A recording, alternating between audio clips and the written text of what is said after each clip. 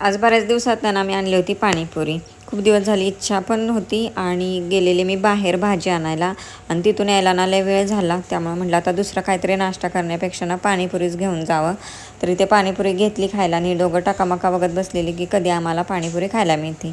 मग पहिली त्या दोघांना दिली आणि त्यानंतर मी खाल्ली आणि त्या दोघांना क्लासला सोडून आले. त्यानंतर बटाटे नव्हते कारण आज कुर्मापुरीचा बेत ठरलेला. मग दुकानात गेले, लागेल ते सामान आणलं आणि त्याचबरोबर एक कॅडबरी पण आणली.